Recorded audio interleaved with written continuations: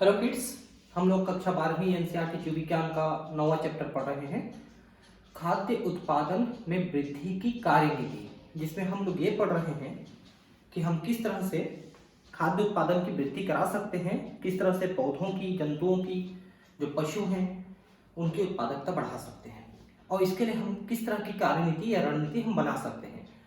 तो उसमें मुख्य रणनीति ये थी कि हम इनकी प्रजनन कराएं ऐसे नस्लों के साथ जिनकी उत्पादन क्षमता अधिक होती है, जिनकी रोग प्रतिरोधक क्षमता अधिक होती है, जिससे सारे गुण एक साथ उनकी संततियों में आ सकें।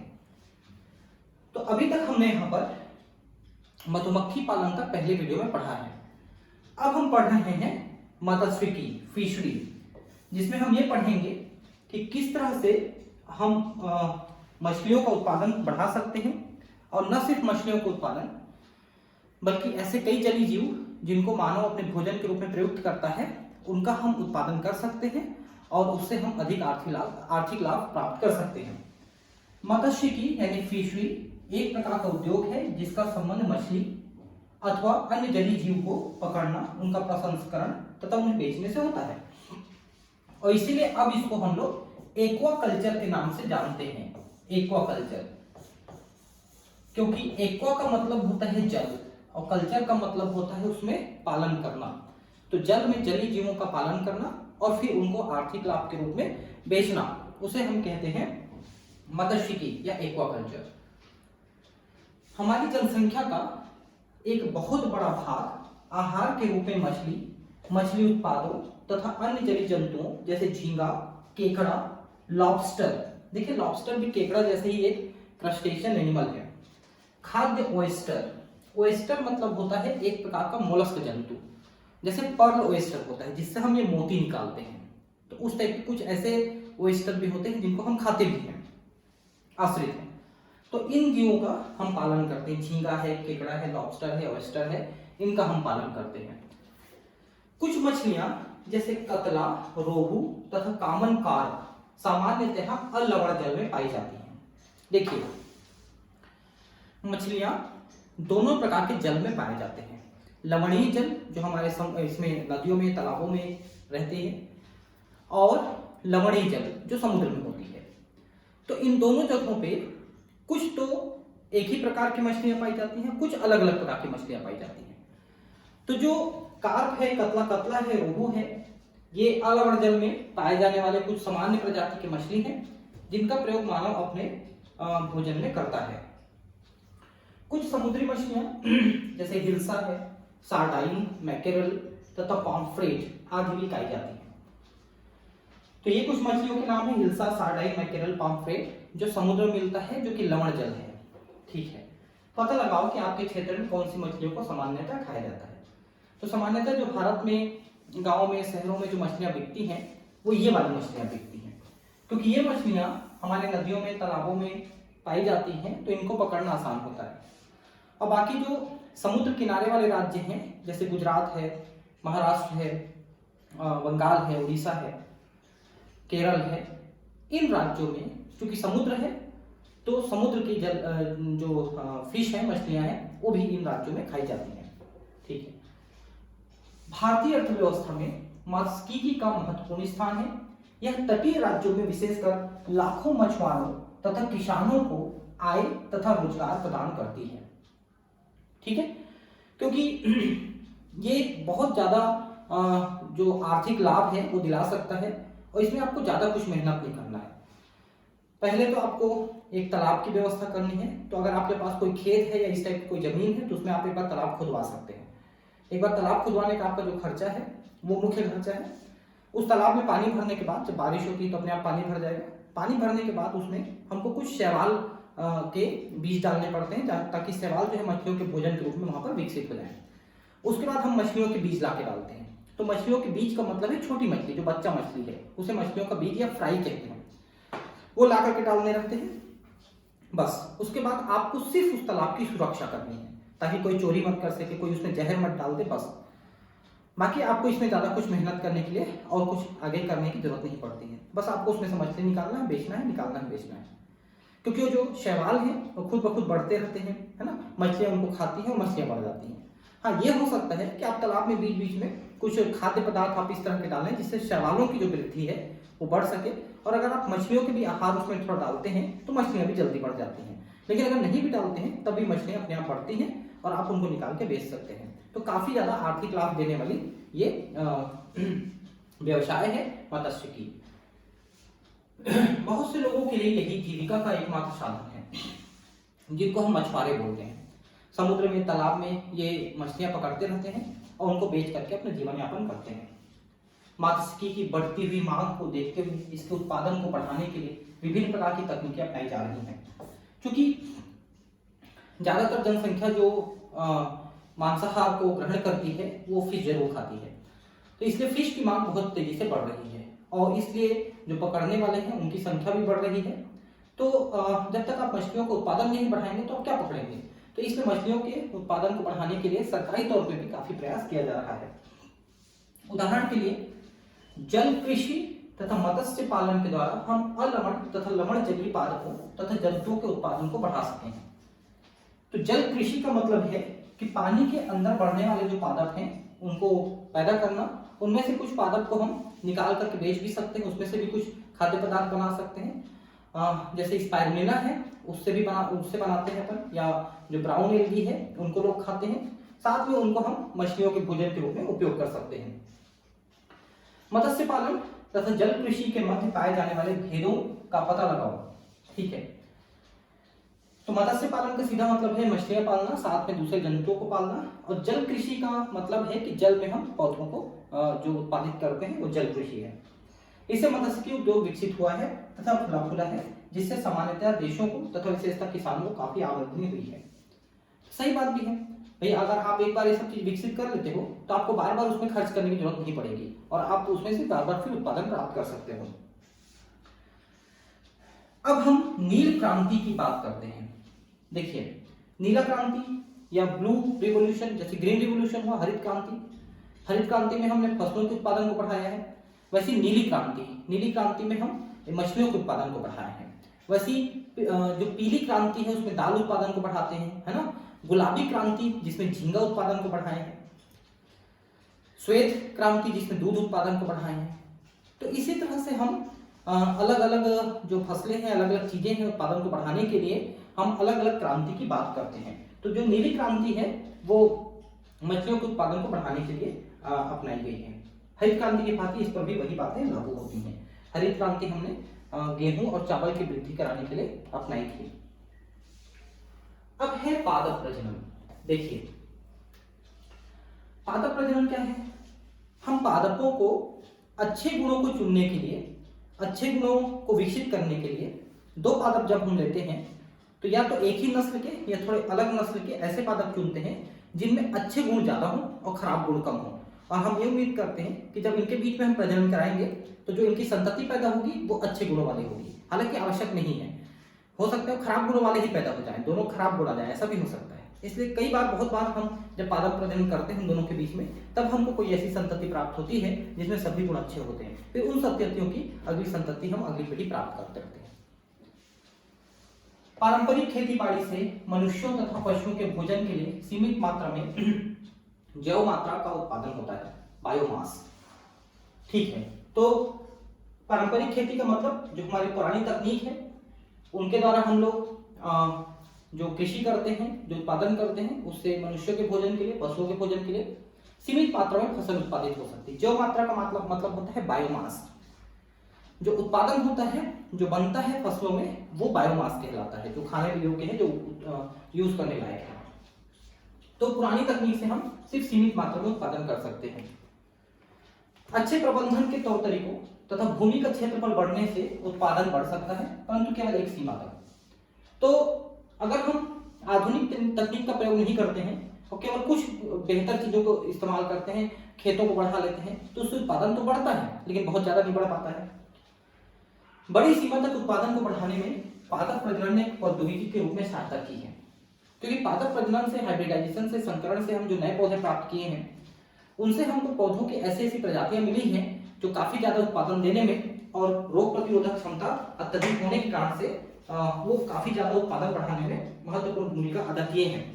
जैसे हमने हरित क्रांति में किया था कि गेहूं का उत्पादन हमने काफी ज्यादा मात्रा में बढ़ाया है हरित क्रांति के दौरान। ठीक है, भारत में कौन सा ऐसा व्यक्ति है जिसने हरित क्रांति का नाम न सुना हो, जो खाद्य उत्पादन की राष्ट्रीय आवश्यकता की पूर्ति ही नहीं बल्कि इसके निर्यात के लिए भी उत्तरदायी है। क्योंकि जब हरित क्रांति का हमने 1960-70 के दशक में बात किया है, हरित क्रांति को विकसित किया है, उससे पहले भारत की जितनी जनसंख्या थी 40-50 करोड़ के आसपास, उनके लिए भी हमारे पास पर्याप्त खाद्यान्न नहीं होता था, हमको बाहर से मंगाना पड़ता था। लेकिन जब हमने हरित क्रांति का उपयोग किया, बढ़ाया हरित क्रांति को, तो देश जो है अपने खाद्य पदार्थ के उत्पादन में आत्मनिर्भर हो सका, और इतना ज्यादा कि वो विदेशों को भी फिर निर्यात करने लगा। हरित क्रांति काफी हद तक पादप प्रजनन तकनीकों पर गेहूं, धान, मक्का आदि में अधिक उत्पादन तथा रोग निरोधक किस्मों के विकास के लिए उत्तरदायी है, आश्रित थी। देखिए, हरित क्रांति का जो सबसे ज्यादा प्रभाव पड़ा वो गेहूं पर था और थोड़ा बहुत धान और मक्के पर। तो सबसे ज्यादा उत्पादन गेहूं का बढ़ा है हरित क्रांति के दौरान। तो अधिक उत्पादन हुआ, साथ में रोग प्रतिरोधक क्षमता में वृद्धि हमने कराई, जिससे हमको कीटनाशकों का प्रयोग कम करना पड़ा, है ना। तो धीरे धीरे वैज्ञानिक इस दिशा में काफी ज्यादा काम कर रहे हैं कि पौधे में अपने आप रोग प्रतिरोधक क्षमता हो, जिससे उनको हमको कीटनाशी और जैवनाशी का प्रयोग हमको कम से कम करना पड़े। ठीक है, पादप प्रजनन क्या है, तो इसके बारे में हमने पिछले क्लास में भी थोड़ा बात किया है कि पादपों का हम अलग अलग नस्लों को या एक ही नस्ल के अच्छे कैरेक्टर वालों को हम चुनते हैं और उनके बीच में हम प्रजनन कराते हैं, जिससे बेहतर नस्ल की पौधे प्राप्त होते हैं। पादप प्रजनन पादप प्रजातियों का एक उद्देश्यपूर्ण परिचालन है ताकि वांछित पादप किस्में तैयार हो सके। यह किस्में खेती के लिए अधिक उपयोगी, अच्छा उत्पादन करने वाली और रोग प्रतिरोधी होती हैं।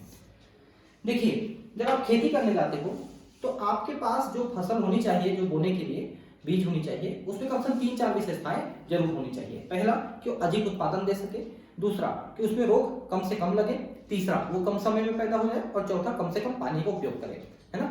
तो ये 4 विशेषताएं जिस पादप में होती हैं, जिस बीज में होती हैं, अगर उनको आप उत्पादन के लिए प्रयोग करते हो तो आपके खर्चे भी कम होते हैं और जल्दी और अच्छी उत्पादन आपको मिल सकती है। मानव सभ्यता के आरंभ से हजारों वर्ष पूर्व से पारंपरिक रूप में पादप प्रजनन पर कार्य चल रहा है।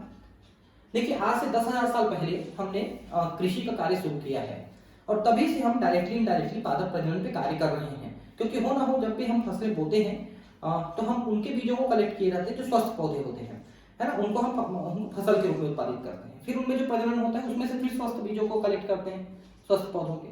तो हम डायरेक्टली इनडायरेक्टली तो हम ये काम शुरू से करते आ रहे हैं। पादप प्रजनन के बारे में लगभग 9,000, 10,000, 11,000 वर्षों पूर्व के लिखित प्रमाण आज भी उपलब्ध हैं कि उस समय भी हम छांट के प्रजनन कराते थे। आज भी ऐसी फसलें उपलब्ध हैं जो प्राचीन काल से घरों में प्रयोग होती आ रही हैं। आज जितनी भी मुख्य फसलें हैं वह सभी पुरानी किस्मों के व्युत्पन्न हैं। ठीक है, तो जो पुरानी किस्में थी फसलों की, उनके व्युत्पन्न है, वहां से हमने इनको डेवलप किया है। प्रतिष्ठित पादप प्रजनन में शुद्ध वंशक्रम का संकरण अथवा क्रॉसिंग शामिल है, जिसके पश्चात कृत्रिम चयन होता है ताकि अधिक उत्पादन देने वाले पोषणज तथा रोग प्रतिरोधी पादपों के वांछनीय विशेषकों को तैयार किया जा सके। तो देखिए, पादप प्रजनन में हम शुद्ध वंशक्रम के पादपों को छांटते हैं और उनको हम प्रजनन करने के लिए देते हैं।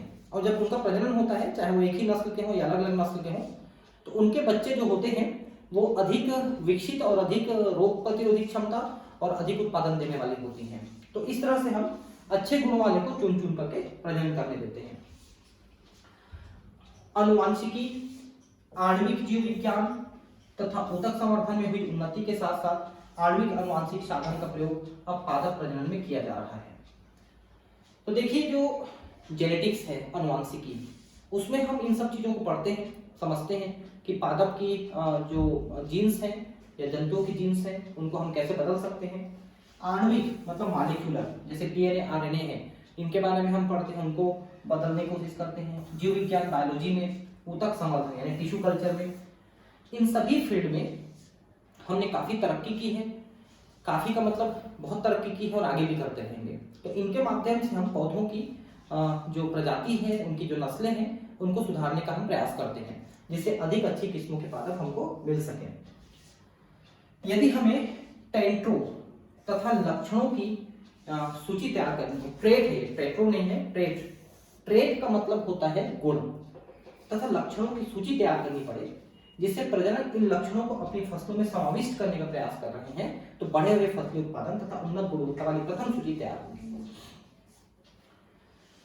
तो सीधा सा मतलब है पादपों के जो गुण हैं उनका हम लिस्ट बनाएं, ठीक है, किसी भी पादप में कि इनमें अच्छे अच्छे गुण क्या हैं, इनमें बुरे गुण क्या हैं।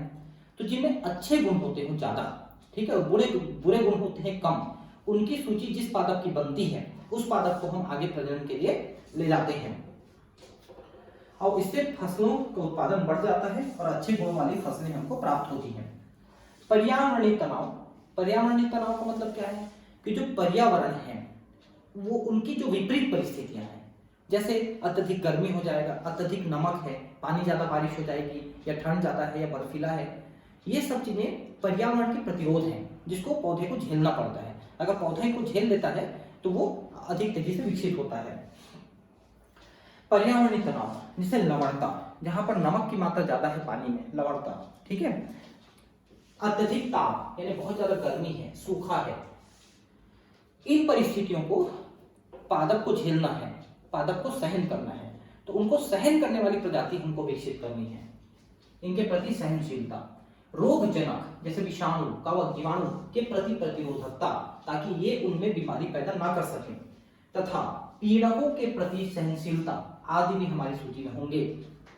पीड़क जैसे कि जैवनाशी है, मतलब पीड़क मतलब जो फसलों को बर्बाद करते हैं, जैसे कि कीड़े हैं, कीट हैं, तो इनके प्रति भी प्रतिरोधी होने चाहिए, क्योंकि अगर ये लग जाते हैं और बार बार आप दवाई छिड़कते हो तो दवाई का खर्चा आपका बढ़ता है। और आज भी भारत में जो फसलें हैं उनकी बहुत अच्छी कीमत नहीं मिल पाती है किसान को, जिससे वो ज्यादा खर्चा कर सकें, इसलिए कम खर्चे में ही उनको ये सब चीजों को विकसित करना है। तो वैज्ञानिक इसी दिशा में काम कर रहे हैं कि इन सब चीजों का खर्चा ना हो और पादप खुद ब खुद इन सब चीजों को सहने की क्षमता रखता हो। पादप प्रजनन कार्यक्रम अत्यंत सुव्यवस्थित रूप से पूरे विश्व के सरकारी संस्थानों तथा व्यापारिक कंपनियों द्वारा चलाए जाते हैं, ठीक है। तो सरकारी संस्थाएं अलग अलग हैं जो विभिन्न शहरों में स्थापित हैं, और उसके अलावा व्यापारिक कंपनी, क्योंकि बहुत सारी व्यापारिक कंपनियां ऐसी हैं जो पादप के अच्छे बीजों को तैयार करने का कार्य करती हैं, ताकि उनको मार्केट में अच्छी कीमत में बेच सकें किसानों को और उनसे वो लाभ प्राप्त कर सके। और किसान की मजबूरी हो जाती है इनसे खरीदने के लिए, क्योंकि किसान इनसे खरीद के बोते हैं तो फसलें अच्छी होती हैं, ऐसा मानते हैं, ठीक है। और तो और कि जो सरकारें हैं, राज्य सरकारें हैं, वो भी इन कंपनियों से बीजों को खरीदती हैं और किसानों को बेचती हैं। तो इस तरह से कंपनियां बहुत मुनाफा कमाती हैं। तो कंपनियां इसके लिए अपना एक रिसर्च सेंटर रखते हैं, बनाकर रखते हैं, जहां पर वो अलग अलग पादपों पे रिसर्च करते रहते हैं, उन पे वैज्ञानिक लगे होते हैं, उनके वैज्ञानिकों को तनख्वाह देते हैं और वैज्ञानिक उसके लिए ये काम करते रहते हैं ताकि वो अच्छी फसलें तैयार कर सकें। और देखा यह गया है कि जो सरकारी संस्थाएं हैं उसकी तुलना में जो प्राइवेट कंपनियां हैं उनकी जो वैज्ञानिक हैं वो ज़्यादा सक्षम हैं और वो ज़्यादा अच्छी फसलों को तैयार करते हैं, ठीक है, क्योंकि उनका जो अपॉइंटमेंट है वो योग्यता आधारित होता है, ठीक है। फसल की नई आनुवांशिक नस्ल के प्रजनन में निम्न मुख्य पद होते हैं। अब हम किस तरह से फसलों का हम प्रजनन करा सकते हैं और अच्छी क्वालिटी के फसल हम प्राप्त कर सकते हैं, इसको हम देखते हैं। तो पहला है परिवर्तनशीलता का संग्रहण। मतलब क्या है कि आनुवांशिक परिवर्तनशीलता किसी भी प्रजनन कार्यक्रम का मूलाधार है। तो आप पहले ये समझिए कि हम जिन पादपों का प्रजनन कराना चाहते हैं, जिस तरह के गुण विकसित करना चाहते हैं, उन गुणों वाले अलग अलग पादपों का हम संग्रहण करते हैं, क्योंकि एक में रोग प्रतिरोधक क्षमता अधिक है, एक में उत्पादन अधिक है, ये एक जल्दी फसल देता है, कम पानी में फसल देता है। इस तरह के गुण अलग अलग पौधों में अलग अलग नस्लों में होते हैं, तो उनको हम लोग वहां पर पहले इकट्ठा करते हैं ताकि हम उनसे हम प्रजनन करवा सकें। आनुवांशिक परिवर्तनशीलता किसी भी प्रजनन कार्यक्रम का मूलाधार है। बहुत सी शस्यों यानी फसलों में पूर्ववर्ती आनुवांशिक परिवर्तनशीलता उन्हें अपनी जंगली प्रजातियों से प्राप्त होती है। देखिए, ज्यादातर जो विपरीत परिस्थितियों को सहने की क्षमता है वो जंगली प्रजातियों में ज्यादा होती है, क्योंकि जंगल में जो प्रजाति हैं उनको देखभाल करने वाला कोई मनुष्य तो है नहीं, उनको अपने से सहन करना पड़ता है विपरीत परिस्थितियों को, जैसे सूखा है, बाढ़ है, लवण है, इनको। तो जंगली प्रजातियों से हम अपने फसली प्रजातियों का अगर संकरण कराएं तो उनके जो सहनशीलता के गुण हैं हमारे फसली पौधों में, उनकी संतानों में आने के चांसेस होते हैं। ठीक है। विभिन्न जंगली किस्मों, प्रजातियों तथा क्रिस्टल प्रजातियों के संबंधियों का संग्रहण एवं परिरक्षण तथा उनके अभिलक्षणों का मूल्यांकन करके उनके समष्टि में उपलब्ध प्राकृतिक जीव के प्रभावकारी समुपयोजन के लिए पूर्वापेक्षित होता है। अब बड़ा क्लिष्ट टाइप का हिंदी लिखा है, समझ लीजिए इसको। जंगली किस्मों, प्रजातियों मतलब जंगल में जो किस्म है प्रजाति है। क्रिस्टल प्रजाति जिसको हम कृषि में उपयोग करते हैं, मतलब वो हमारे घरेलू प्रजाति है, उसी के कृषि प्रजाति है। और उनके संबंधियों का संग्रहण मतलब इन सबको हम इकट्ठा करते हैं एवं परिरक्षण मतलब उनकी सुरक्षा करते हैं ताकि वो नष्ट ना हो जाए। उनके अभिलक्षणों का मूल्यांकन मतलब उनके किस तरह के गुण हैं, अच्छे गुण, बुरे गुण, उनको हम देखते हैं, उनका हम अध्ययन करते हैं। उनके समष्टि में उपलब्ध प्राकृतिक जीव, समष्टि का मतलब होता है उनका पॉपुलेशन, तो उनकी जो पॉपुलेशन है, उनकी जो जनसंख्या है, उसमें कौन कौन से जीव उपलब्ध हैं, उनके प्रभावकारी समुपयोजन मतलब उनका हम किस तरह से अच्छा उपयोग कर सकते हैं, उनको हम अगली पीढ़ी में भेज सकते हैं, इसके लिए पूर्व अपेक्षित होता है। मतलब ये अपेक्षित है कि हम ऐसा कर सकें, तभी तो हम पादप प्रजनन करा सकेंगे। तो पादप प्रजनन कराने वाले वैज्ञानिक से यही उम्मीद होती है कि तुम ऐसा कर सकते हो और ऐसा करोगे तो हमको बेहतर रिजल्ट मिलेगा। क्या करेंगे कि जंगली और कृषि वाले प्रजातियों को इकट्ठा करेंगे, उनके अच्छे गुणों को चुनेंगे, उनके जीन्स को चुनेंगे, फिर उनसे हम अगली पीढ़ी तैयार करेंगे। किसी फसल में पाए जाने वाले सभी जीनों के विभिन्न एलील का समस्त संग्रहण पादपों, बीजों को उनका जन्म द्रव्य संग्रहण कहते हैं। ठीक है। देखिए, अलग अलग प्रकार के पादप हैं, नस्ल हैं, उनमें अलग अलग गुण हैं, अलग अलग गुणों के जीन्स हैं। उन जीन्स को जीन पूल कहते हैं। उनके एलील मतलब उनके जो प्रभावी और अप्रभावी जीन हैं उन्हें एलील कहते हैं। उनके हम बीज के रूप में या पादप के किसी अंग के रूप में उस पादप को हम संग्रहित करते हैं। जैसे मैं बताऊं कि केवल छत्तीसगढ़ से 20,000 प्रकार के धान की किस्में संग्रहित की गई हैं। एक डॉक्टर रिछारिया करके हुए, उन्होंने घूम घूम करके विभिन्न क्षेत्रों से धान के 20,000 प्रकार की किस्म का उन्होंने संग्रहण किया है। तो ये एक प्रकार से जर्म प्लाज्म संग्रहण हुआ। जर्म प्लाज्म क्यों कहते हैं अपन? क्योंकि ये जर्म प्लाज्म का मतलब होता है उनसे हम अंडाणु शुक्राणु बना करके अगली पीढ़ी प्राप्त कर सकते हैं, उसे जर्म प्लाज्म कहते हैं। जर्म प्लाज्म का मतलब ये होता है अंडाणु शुक्राणु का साइटोप्लाज्म या प्रोटोप्लाज्म। उनका हम संग्रहण करते हैं जिससे हम अगली पीढ़ी उससे तैयार कर सके और वो नष्ट न हो जाए।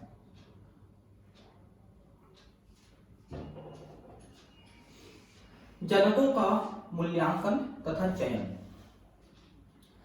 तो जो बहुत सारे पौधे हमने इकट्ठे किए हैं अलग अलग गुण वाले, उनको हम चयन करते हैं। उसमें से अच्छे गुणों वाले को हम ज्यादा चयन करते हैं, अच्छे गुण के साथ साथ ज्यादा उत्पादन दे सकें, हर चीज के गुण अच्छे हों उसमें। इस टाइप के फसलों का हम, उस टाइप के पौधों का हम मूल्यांकन और चयन करते हैं। जनक द्रव्य मूल्यांकित किए जाते हैं ताकि पादपों को उनके लक्षणों के वांछनीय संयोजनों के साथ अभिनिर्धारित किया जा सके। क्योंकि हम जो जो अच्छे गुण अपनी संतति में प्राप्त करना चाहते हैं, अपने संतति पौधे में प्राप्त करना चाहते हैं, तो उनके पूर्वजों का चयन हम कर रहे हैं जो वो गुण रखते हैं, तभी तो उनकी संतति में गुण आएंगे। चयनित पादपों को बहुगुणित कर उनका प्रयोग संकरण की प्रक्रिया में किया जाता है। तो पहले उनका बहुगुणन किया जाता है। बहुगुणन का मतलब क्या है कि जिन पादपों को आपने चुना है पहले उनकी संख्या बढ़ाई जाती है, और संख्या बढ़ाने के बाद उसमें अलग अलग पर्यावरणीय परिस्थितियों में हम उनका प्रजनन कराते हैं। इस प्रकार जहां वांछनीय तथा संभव है वहां शुद्ध वंशक्रम उत्पन्न कर ली जाती है। ठीक है। तो पहले तो उनका शुद्ध वंशक्रम तैयार करते हैं, फिर उनका प्रजनन कराते हैं। क्योंकि पहले जनक हैं जिनका, जो जनक हैं जिनसे हमको प्रजनन कराना है, उनकी संख्या हम बढ़ा रहे हैं और उनका हम अंतः प्रजनन करके ही संख्या बढ़ाते हैं ताकि उनका जो अपना जो गुण है वो उन पौधों में बनी रहे। उसी लिए शुद्ध वंशक्रम हमने तैयार किया। अब जो शुद्ध वंशक्रम हमने तैयार किया, उनके चयनित जनकों के बीच पर संकरण मतलब क्या है कि पहले हम जनकों का चयन करते हैं, ठीक है, और उनके अच्छे गुणों को लेकर के हम पहले उनकी ही वृद्धि कराते हैं, फिर उनका संकरण कराना है। तो संकरण कैसे कराएंगे? वांछित लक्षणों को बहुधा दो भिन्न पादपों से प्राप्त कर संयोजित किया जाता है। एक अच्छा फसल दे रहा है और दूसरे में रोग प्रतिरोधक क्षमता ज्यादा है, तो हम इन दोनों का संकरण कराएंगे। ऐसा उदाहरण, एक जनक जिसमें उच्च प्रोटीन गुणवत्ता है और अन्य जनक जिसमें रोग निरोधक गुण है, दोनों के संयोजन की आवश्यकता है ताकि उनकी संतति में दोनों गुण एक ही में आ सके। यह पर संकरण द्वारा संभव है कि दो जनक ऐसे संकर पैदा करें जिससे अनुवांशिक वांछित लक्षणों का संगम एक पौधे में हो सके। ठीक है, तो दो पौधों के अच्छे गुण एक ही पौधे में उनकी संतति में आ सके। ठीक है, ऐसा संकरण हमको कराना है, उनका संकरण हमको पैदा करना है। वांछित पौधे के परागकण का संग्रहण कर जिसे नर जनक के रूप में चुना गया है तथा उसे मादा पौधे के वर्तिकाग्र पर डालना जिसे मादा जनक के रूप में चुना गया है। तो दो जनक हमने चुना, एक में अलग गुण है जैसे अधिक उत्पादन, दूसरे में अलग गुण है जैसे अधिक रोग प्रतिरोधक क्षमता। एक को नर एक को मादा लेते हैं। तो नर पे परागकण को लेके मादा के जो जननांग है वर्तिकाग्र है उसमें हम ले जाके डाल देते हैं, तो वो परागकण उसमें जाके निषेचित कर देता है और उससे जो संतति प्राप्त होगी उसमें दोनों के गुण मिले हुए मिलेंगे आपको। लेकिन वही मैंने कहा कि कोई जरूरी नहीं है कि दोनों के अच्छे गुण आपको मिल जाए, हो सकता है कि खराब गुण भी आ जाए, इसलिए आपको बहुत बार प्रजनन कराना पड़ सकता है। संकरण के बारे में विस्तृत जानकारी के लिए अध्याय 2 देखें। तो दूसरे अध्याय में हमने पादप प्रजनन पे अध्ययन किया है काफी डिटेल में, तो आप वहां पर देख सकते हैं। यह काफी कठिन तथा अधिक समय लेने वाली प्रक्रिया है। क्यों? क्योंकि बार बार आपको संकरण कराना पड़ सकता है वांछित रिजल्ट पाने के लिए। यह भी आवश्यक नहीं है कि संकर वांछनीय लक्षणों को संयोजित ही करे, हो सकता है अवांछनीय लक्षणों को, खराब लक्षणों को भी लेकर आ जाए। सामान्यतः कुछ सैकड़ों से हजार क्रॉस तक में केवल एक में ही वांछनीय संयोजन प्रदर्शित होगा। तो ऐसे हम दोनों पौधों का बार बार संकरण कराते हैं और बार बार उनकी संतति प्राप्त करते हैं। तो हजारों बार ऐसे क्रॉस करने के बाद कोई एक बार ऐसा होता है कि हमको सभी अच्छे गुण वाला पौधा हमको मिल पाता है। इसीलिए हम देखते हैं कि मार्केट में नए नए प्रकार के जो बीज हैं वो बहुत जल्दी नहीं आ पाते हैं। नए नए प्रकार की जो फसलें हैं वो नहीं आ पाती हैं, वो कई सालों में एक बार आती है ताकि वो अच्छा पैदा कर सके। क्योंकि जब हम संकरण कराते हैं काफी समय लग जाता है, कई महीनों लग जाते हैं और उनसे जो पादप मिलते हैं हो सकता है वो अच्छे गुण वाले ना हो, ऐसा हो सकता है। ठीक है, नेक्स्ट है श्रेष्ठ पुनर्योगज का चयन तथा परीक्षण। देखिए, इसके अंतर्गत संकरों की संतति के बीच से पादप का चयन किया जाता है। श्रेष्ठ पुनर्योगज का चयन मतलब क्या है कि आपने सैकड़ों बार पादपों का प्रजनन कराया, जो अच्छे गुण वाले हैं उनको छांट छांट के प्रजनन कराया।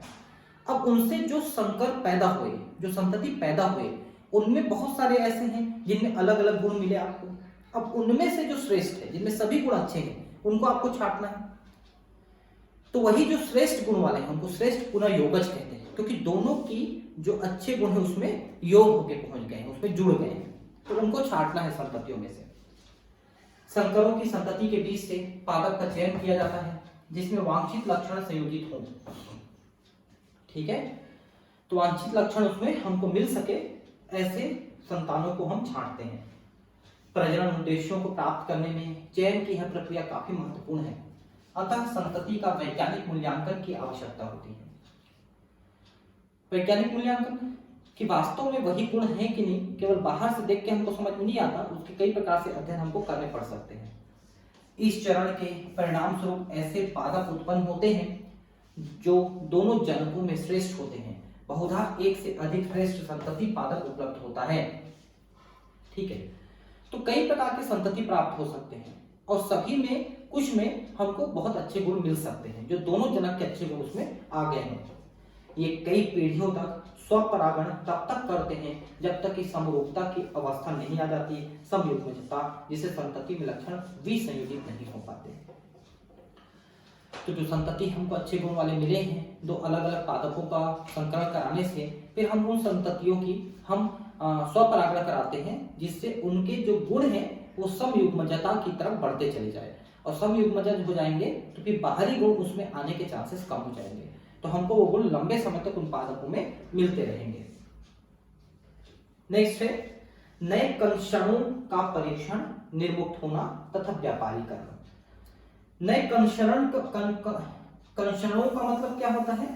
ये वो प्रजाति हैं, वो संतति हैं जिनको हमने बनाया, हमने अच्छे गुण वाले जनकों का जो संकरण है उसको कराने के बाद बनाया, फिर हमने उनको कई पीढ़ियों तक फिर से उसको आगे उत्पादित कराया, उनकी संख्या बढ़ाई, उनमें समविविधता पैदा की।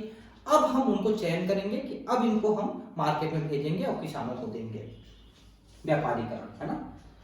नव चयनित वंश क्रम का उनके उत्पादन तथा अन्य गुणवत्ता वाली सस्यीय विशेषकों, सस्य मतलब क्या होता है? फसल, तो अच्छे गुण वाले, देखिए क्या लिखा है, नव चयनित वंश क्रम का उनके उत्पादन, मतलब जो हमने चयन किया कि हाँ अब ये हमको अच्छे गुण वाले मिल गए हैं, उनका उत्पादन तथा अन्य गुणवत्ता वाली सस्यीय विशेषकों, रोग प्रतिरोधकता आदि गुणों के आधार पर मूल्यांकित किया जाता है।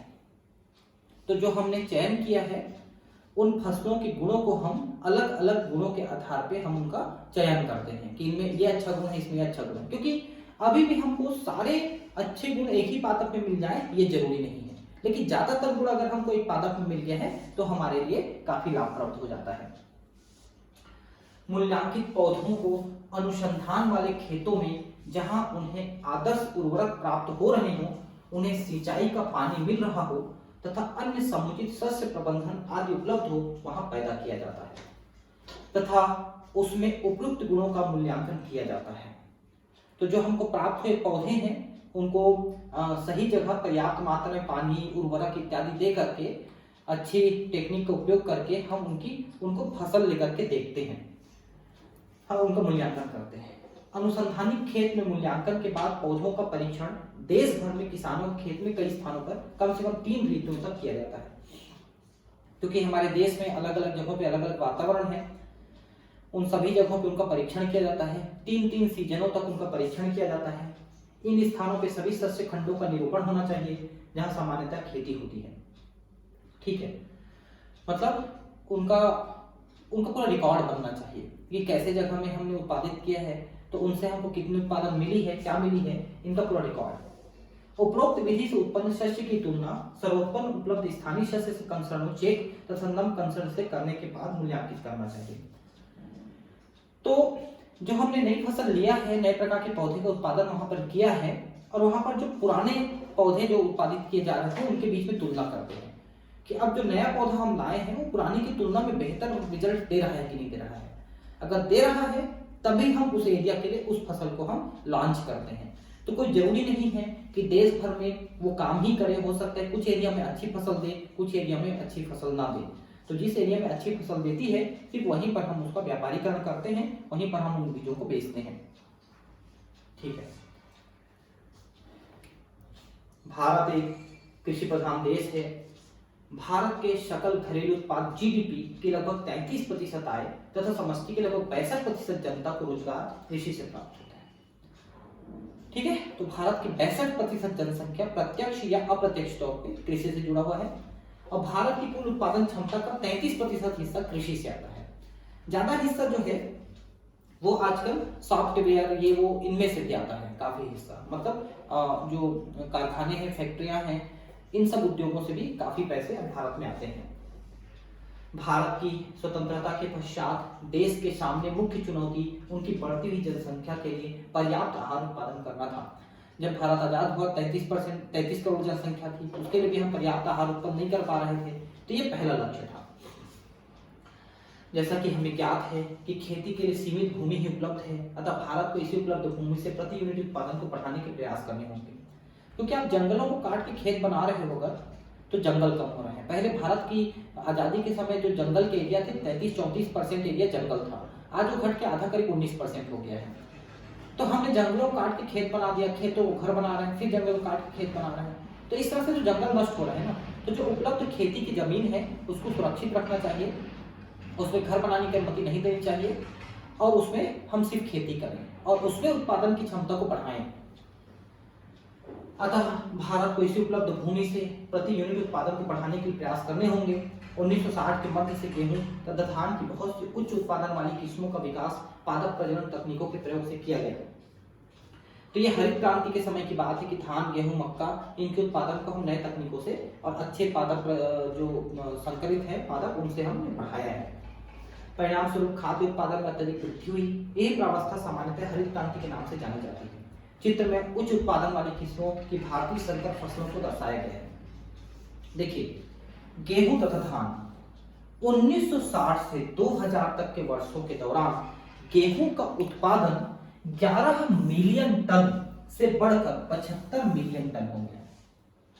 मतलब गेहूं का उत्पादन 7 गुना तक बढ़ गया है 1960 से 2000, मतलब सिर्फ 40 सालों में 7 गुना तक गेहूं का उत्पादन बढ़ा। कैसे में? तो जो यूपी है, महाराष्ट्र है, हरियाणा है, पंजाब है, इन राज्यों में हरित क्रांति का बहुत प्रभाव पड़ा और इन्होंने अपने उत्पादन को कई कई गुना तक बढ़ा दिया। धान का उत्पादन 35 मिलियन टन से करीब करीब 90 से थोड़ा सा कम मिलियन टन तक पहुंच गया, 89.5 मिलियन टन तक पहुंच गया। तो ये तो बहुत ज्यादा तो नहीं, कई गुना, बहुत ज्यादा कई गुना तो नहीं, लेकिन फिर भी काफी हद तक 2-2.5 गुना तक इसने उत्पादन क्षमता को बढ़ाया है धान में। मैंने बताया ना कि गेहूं में अधिक प्रभाव पड़ा था। इसका कारण गेहूं तथा धान की अर्धवामन किस्मों का विकसित होना है। इसको जरा समझ लो। अर्धवामन, देखिए, गेहूं और धान के जो किस्में हैं वो 3 प्रकार के होते हैं। एकदम छोटे ऊंचाई वाले, थोड़े मध्यम ऊंचाई वाले और ज्यादा ऊंचाई वाले। छोटी ऊंचाई वाले अगर आप धान के फसल लेते हो तो उसमें चारे के लिए हमको कम से कम निकल पाता है, स्ट्रॉ निकल पाता है, पैरा निकल पाता है। ज्यादा लंबे वाले फसल ले लेते हो तो उन फसलों के गिरने का खतरा रहता है, जिसको लॉजिंग कहते हैं। जब फसल पक जाती है और अगर गिर जाती है तो फसल के बीज जो है खराब हो जाते हैं। लेकिन अगर मध्यम आकार वाले फसल हम लेते हैं, जिसको अर्धवामन कहते हैं, वामन मतलब बोना और अर्धवामन मतलब बीज का, तो मध्यम ऊंचाई वाला पौधा अगर हम लेते हैं तो उससे हमको उत्पादन भी अच्छा मिल सकता है, गिरने का खतरा नहीं रहता है, और दूसरा कि उसमें चारे के लिए भी काफी मात्रा में पराली या पैरा हमको मिल सकता है। तो इसलिए अर्धवामन प्रजाति को विकसित किया गया। ठीक है, और यह विकास जो है मैक्सिको की प्रजातियों से मिलाकर किया गया।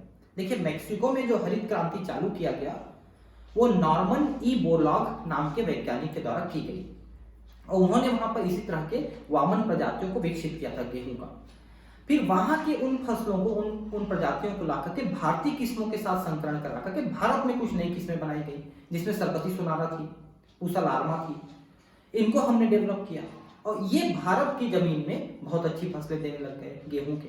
तो भारत में भी गेहूं का उत्पादन कई गुना बढ़ गया और भारत में इस कार्य को डॉक्टर एम.एस. स्वामीनाथन ने किया था, जो भारत के हरित क्रांति के जनक कहे जाते हैं। और नॉर्मन ई बोरलॉग वो पूरे विश्व के हरित क्रांति के जनक कहलाते हैं।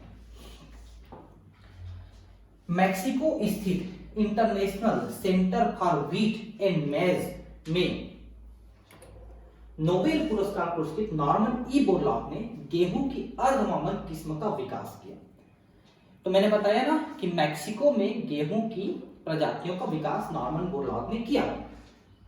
यह उसी का परिणाम है कि 1963 में उच्च उत्पादन तथा रोग प्रतिरोधी किस्मों की वंश रेखाएं जैसे सोनालिका तथा कल्याण सोना का विकास कर उन्हें भारतवर्ष की गेहूं पैदा करने वाले क्षेत्रों में प्रयोग किया गया।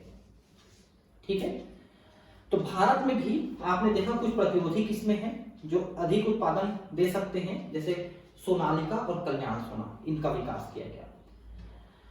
अर्धवामन धान की किस्मों को IR8 तथा थाईचुंग नेटिव 1 से उत्पन्न किया गया। देखिए, भारत में जो अर्धवामन प्रजाति हमने गेहूं का विकास किया, उसका विकास कैसे किया? हमने 2 प्रकार के गेहूं का हमने संकरण कराया। कौन कौन से गेहूं का संकरण कराया? हमने संकरण कराया IR8 का और थाईचुंग नेटिव 1 का हमने संकरण कराया। ये दोनों पादप की जो प्रजातियां हैं गेहूं की, IR8 हमने कहां से लिया? हमने इसको फिलीपींस से लिया। फिलीपींस में एक इंस्टीट्यूट है, international rice research institute IRRI Philippines, यहां से हमने IR8 को लिया। और थाईचुंग नेटिव 1 इसको हमने ताइवान से लिया। दो किस्में लिया, IR8 फिलीपीन से और थाईचू नेटिव 1 ताइवान से। इन दो किस्मों को हमने लिया और इन दो किस्मों को संकरित कराया हमने। उससे हमारे भारत के लिए हमको एक अर्धवामन धान की किस्म हमको मिली, धान की किस्म मिली। ठीक है, 1966 में इन व्युत्पन्नों को प्रयोग में लाया गया। बाद में और अधिक अच्छा उत्पादन देने वाली अर्धवामन किस्में जया तथा रत्ना को भारत में विकसित किया गया। तो ये दो किस्में और हमने विकसित किया है, जया और रत्ना, भारत में। ठीक है, और ये और अच्छा उत्पादन देने वाली धान की किस्में हैं।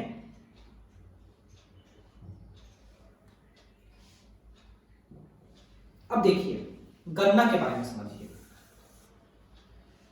गन्ना की भारत में दो प्रजातियां प्रयोग की जा रही थी, एक नॉर्थ इंडिया में, उत्तर भारत में, और एक दक्षिण भारत में। तो दक्षिण भारत की जो किस्म थी वो अधिक उत्पादन देने वाली गन्ने की फसल थी, जिसके मोटे मोटे स्टेम और ज्यादा शक्कर वाली किस्में थी। लेकिन उनको हम जब उत्तर भारत में लाते थे तो वो अधिक उत्पादन नहीं दे पाती थी। और उत्तर भारत में जो हमने किस्में उपयोग किया वो उत्तर भारत में देती थी फसल, लेकिन उतनी ज्यादा वो भी नहीं दे पाती थी। तो दक्षिण भारत का हम उत्तर भारत के साथ प्रजनन कराएं अगर फसलों का, तो फिर उत्तर भारत में भी वो फसलें अधिक देने लग गई।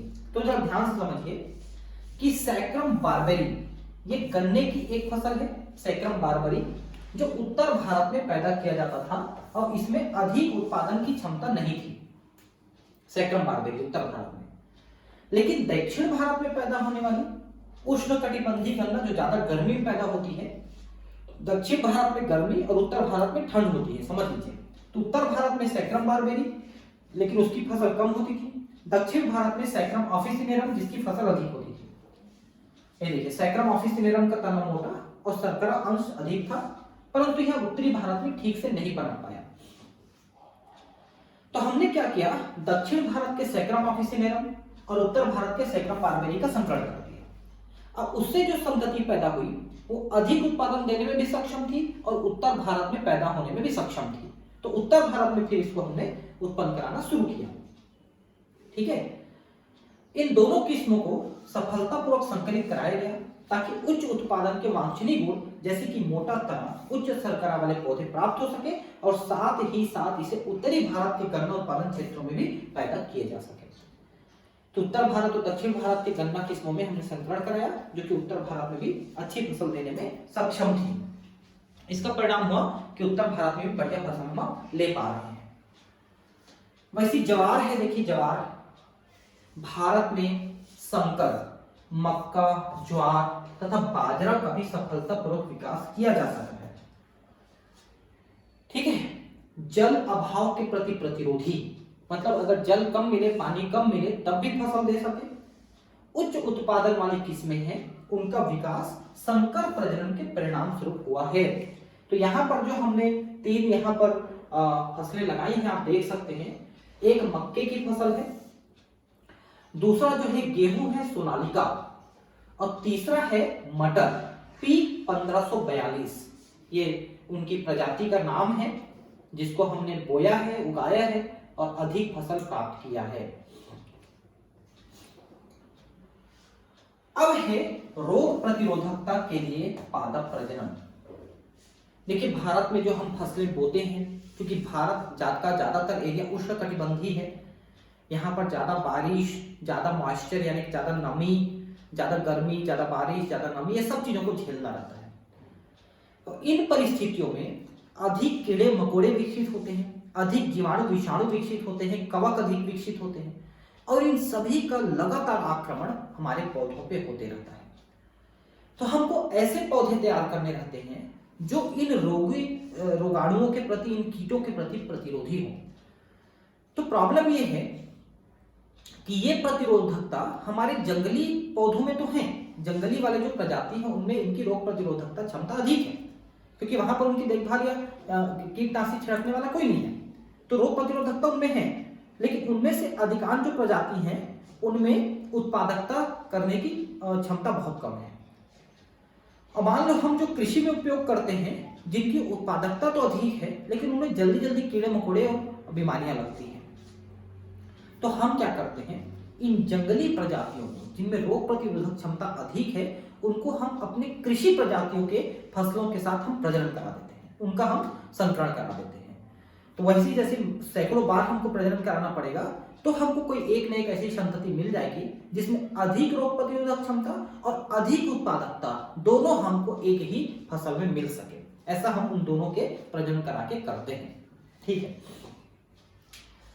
कवक, जीवाणु तथा विषाणु रोग जनकों का एक विशाल वर्ग उष्ण कटिबंधीय जलवायु को कृषि प्रजातियों के उत्पादों को प्रभावित करते हैं।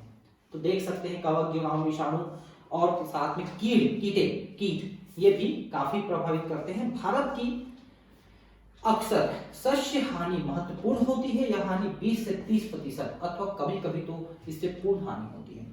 तो कभी कभी तो पूरी फसल बर्बाद हो जाती है। जैसे आपने टिड्डा दल का नाम सुना होगा, टिड्डा, ग्रास होपर।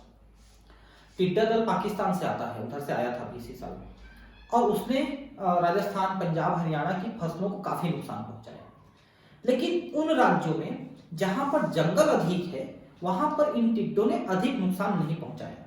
कारण बताएं, क्योंकि जंगल में बहुत सारे पक्षी होते हैं और उन पक्षियों का भोजन है ये टिड्डा।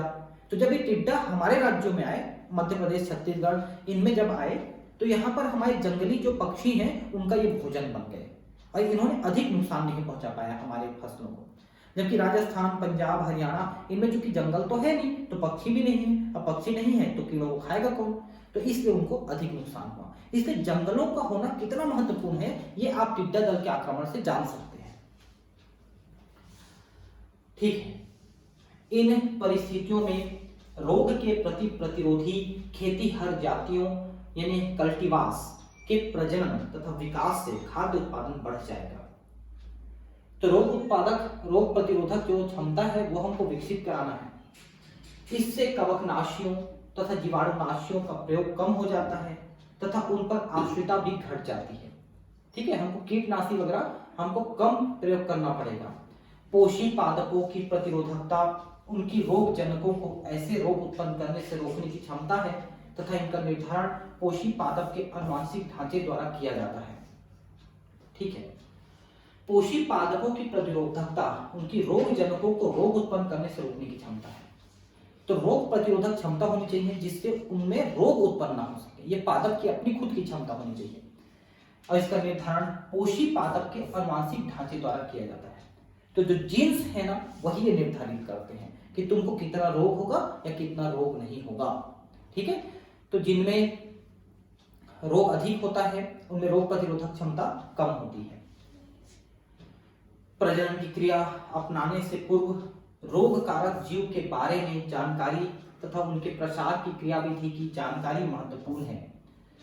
तो सबसे पहले तो आपको ये मालूम होना चाहिए कि किस एरिया में कौन से रोग अधिक होते हैं, जीवाणु, विषाणु, कवक किसके द्वारा होते हैं, आप उनको फैलने से कैसे रोक सकते हैं और वो कैसे फैलते हैं, है ना, उनकी जीवन चक्र कैसी चलती है, ये सब चीजों की आपको जानकारी रहेगी, तभी तो आप उनके लिए प्रतिरोधी पादपों का विकास कर पाएंगे। आपको रोग के बारे में पता नहीं रहेगा तो आप कैसे विकास कर पाएंगे। कवकों द्वारा उत्पन्न कुछ रोगों के उदाहरण हैं गेहूं का भूरा कीट यानी ब्राउन रस्ट, गेहूं में ब्राउन रस्ट है, ब्लैक रस्ट है, ये सभी कवक के द्वारा होते हैं। गन्ने का रेड रॉट, लाल रंग की धारी हो जाती है अंदर में गन्ने के। आलू की पखेती अंगमारी यानी लेट ब्लाइट, मतलब आलू सड़ जाता है, लेट ब्लाइट हो, और अर्ली ब्लाइट भी होता है। ठीक है। आलू का पखेती अंगमारी जीवाणु द्वारा उत्पन्न रोग है। ठीक है। तो ये कुछ कुछ रोग हैं। ठीक है। तो गेहूं का भूरा कीट रोग ये कवक द्वारा होता है। गन्ने का रेड रॉट और आलू का पखेती अंगमारी ये जीवाणु द्वारा होता है। क्रूसीफर का ब्लैक रॉट, क्रूसीफर मतलब सरसों वगैरह, उनका ब्लैक रॉट मतलब काला सड़न रोग, काले रंग का रोग हो जाता है, सड़ जाता है। तथा विषाणु द्वारा उत्पन्न रोग तंबाकू मोजेक, तंबाकू मोजेक यानी टोबैको मोजेक, धब्बे धब्बे हो जाएंगे उसकी पत्तियों में। सलगम मोजेक मतलब सलगम का जो पौधा है उसमें धब्बे धब्बे हो जाएंगे आदि हैं। ठीक है। रोग प्रतिरोधकता के लिए प्रजनन विधियां, आप किस तरह से प्रजनन कराएंगे रोग प्रतिरोधकता के लिए। प्रजनन पारंपरिक प्रजनन तकनीकों जिसका वर्णन पहले ही किया जा चुका है अथवा उत्परिवर्तन म्यूटेशन द्वारा संपन्न किया जाता है। तो पारंपरिक तकनीक क्या है कि अच्छे गुणों वाले पौधों को अलग अलग चुन लो, फिर उनके बीच में प्रजनन करा दो। और उत्परिवर्तन क्या है, उनके जीन्स में परिवर्तन कराओ। जीन्स में परिवर्तन को उत्परिवर्तन कहते हैं, जो एक्सरे के द्वारा या दूसरे किसी केमिकल के द्वारा आप करा सकते हो। रोग प्रतिरोधकता के लिए प्रजनन की पारंपरिक विधि संकरण तथा चयन है। तो संकरण चयन कैसे करेंगे, तो अच्छे गुण वालों को चयन करके उनका संकरण करेंगे। इसके पद अन्य सस्यीय लक्षणों जैसे उच्च उत्पादन के लिए प्रजनन की विधि के आवश्यक रूप से समरूप हैं। तो सीधा सा मतलब यह है कि अधिक उत्पादन भी होना चाहिए और रोग प्रतिरोधकता भी होनी चाहिए। विभिन्न पद क्रमानुसार इस प्रकार हैं। प्रतिरोधकता स्रोतों के लिए जनन द्रव्य को छानना, मतलब क्या है, छानना मतलब छाटना है, छानना नहीं छाटना है। मतलब उन पौधों को छाटना जिसमें अधिक रोग प्रतिरोधक क्षमता हो। चयनित जनकों का संकरण, अधिक रोग प्रतिरोधक क्षमता, अधिक उत्पादन क्षमता, इनको छाटने के बाद उनका संकरण कराते हैं। इस संकरण से जो बच्चे होते हैं, जो संतति होती है, जो संकर कहलाते हैं, उनको चुनना, उनमें अच्छे गुणों वाले को चुनना तथा मूल्यांकन करना और नई किस्मों का परीक्षण तथा उन्हें उत्पन्न करना।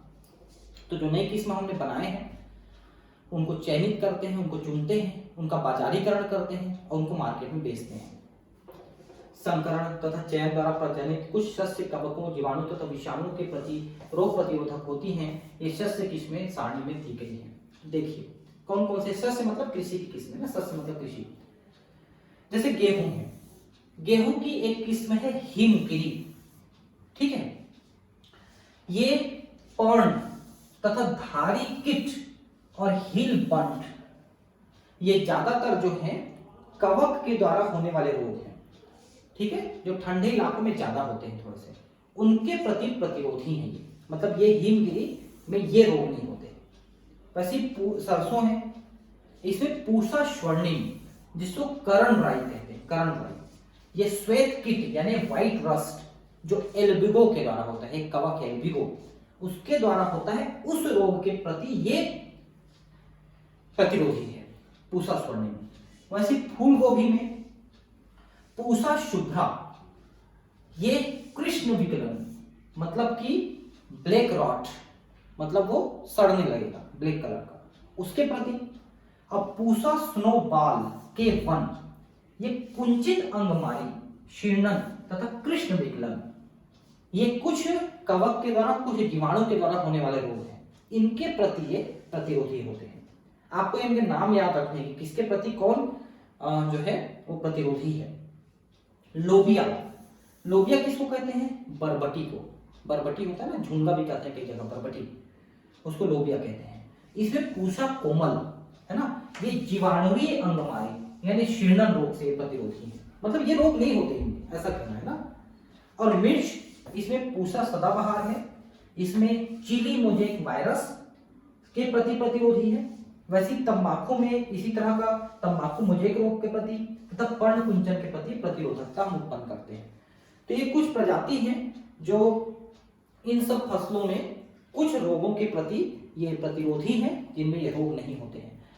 तो इन प्रजातियों को हम कहां पर बोते हैं, जहां पर ये रोग ज्यादा होते थे। पहले की फसलों में ये रोग ज्यादा होते थे, उन जगहों पे हम अब इन फसलों को बोते हैं, जिससे ये रोग वहां पर नहीं हो पाते हैं, ठीक है। और एक मिनट,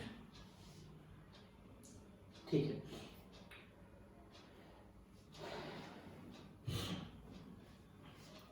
रोग प्रतिरोधी जीन जो विभिन्न फसलों, एक मिनट, रोग प्रतिरोधी जीन जो विभिन्न फसलों की किस्मों तथा उनके जंगली प्रजातियों में उपस्थित रहती है, लेकिन इनकी सीमित संख्या की उपलब्धता के कारण पारंपरिक प्रजनन बहुधा निरुद्ध होती है।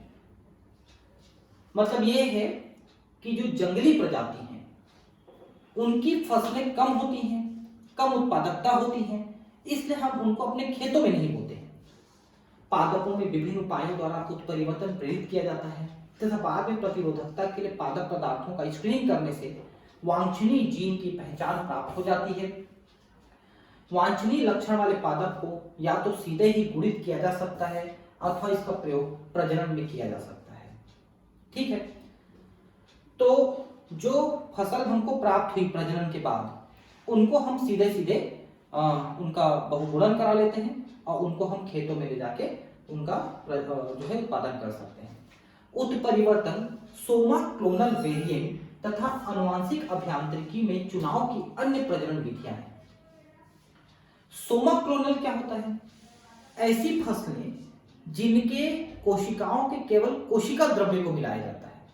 जैसे दो कोशिकाएं हैं, उसमें कोशिका द्रव्य को मिक्स किया जाएगा, लेकिन केंद्रक सिर्फ एक ही का रहेगा। केंद्रक के जीन्स का हम संकरण नहीं कराएंगे, सिर्फ हम सोमेटिक यानी सोमेटोप्लाज्म का ही संकरण कराएंगे। तो कुछ नए जीन्स उनमें माइटोकॉन्ड्रिया क्लोरोप्लास्ट के माध्यम से आ जाते हैं जो उस फसल में अधिक उत्पादन देने में सक्षम होते हैं। आनुवांशिक अभियांत्रिकी मतलब जेनेटिक इंजीनियरिंग के माध्यम से हम इसको करते हैं, और अभी मैं लाइव क्लास में इनके बारे में काफी कुछ पढ़ाया हूं जेनेटिक इंजीनियरिंग के चैप्टर में कि कैसे हम दूसरे के जीन को दूसरे में पहुंचाते हैं। उत्परिवर्तन क्या है? उत्परिवर्तन का सीधा मतलब है जीन्स की संरचना में डीएनए में परिवर्तन कर देना। तो उत्परिवर्तन वैसे तो प्राकृतिक तौर पे भी थोड़ा बहुत होता है, लेकिन बहुत कम होता है। तो अगर हम कृत्रिम तौर पे उत्परिवर्तन कराएं तो जीन्स में परिवर्तन होने से उनमें कुछ बदलाव आ जाएगा फसल में।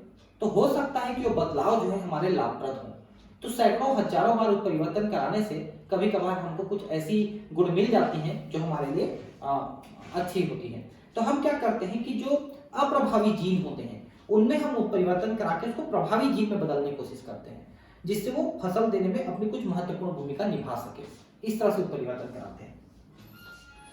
जीन के भीतर आधार अनुक्रम में परिवर्तन द्वारा जो आनुवंशिक विविधताएं उत्पन्न हो जाती हैं वही उत्परिवर्तन है। ठीक है, तो डीएनए में परिवर्तन को ही परिवर्तन कहते हैं। अध्याय 5 देखें, इसमें हम जेनेटिक्स में मॉलिक्यूलर बायोलॉजी में पढ़े हैं इसको। इसी के परिणाम स्वरूप नए लक्षण अथवा ट्रेट विशेषक विकसित होते हैं। तो परिवर्तन द्वारा नए लक्षण आ जाते हैं, वह जनकों में नहीं पाए जाते हैं। तो जिन फसलों में हम परिवर्तन कराते हैं उन फसलों में पहले नहीं पाए जाते थे, जो उत्परिवर्तन के बाद वो पाए गए। उत्परिवर्तन को कृत्रिम रूप से रसायनों के प्रयोग अथवा विकिरण यानी गामा विकिरण के समान द्वारा प्रेरित किया जाता है। तो ज्यादातर हम एक्सरे, गामा रे इनका प्रयोग करते हैं क्योंकि वो डीएनए को काट देते हैं, उनमें बदलाव कर देते हैं तथा ऐसे पादपों के चयन एवं प्रयोग द्वारा जिनमें प्रजनन के लिए वांछनीय लक्षण स्रोत के रूप में हो, उत्परिवर्तन प्रजनन कहलाता है। ठीक है, तो उनमें हम उत्परिवर्तन कराते हैं, उससे जो उत्पन्न पादप हैं वो उत्परिवर्तन प्रजनन कहलाता है। मूंग बीन में जो पीत मोजेक वायरस तथा चूर्णिल आसिता के प्रति प्रतिरोधक क्षमता है वह उत्परिवर्तन द्वारा प्रेरित थी। तो मूंग में जो कि एक प्रकार का बीन है, उस वाले मूंग में पीत मोजेक वायरस यानी येलो मोजेक वायरस तथा चूर्णिल आसिता, ये भी जहां तक मुझे कि वायरल डिजीज है, इनके प्रति प्रतिरोधकता हमने उत्परिवर्तन के द्वारा पैदा किया है। हालांकि उत्परिवर्तन के द्वारा ऐसे बहुत कम फसलें हैं जिनमें हमने कुछ रोग प्रतिरोधक क्षमता विकसित की हो।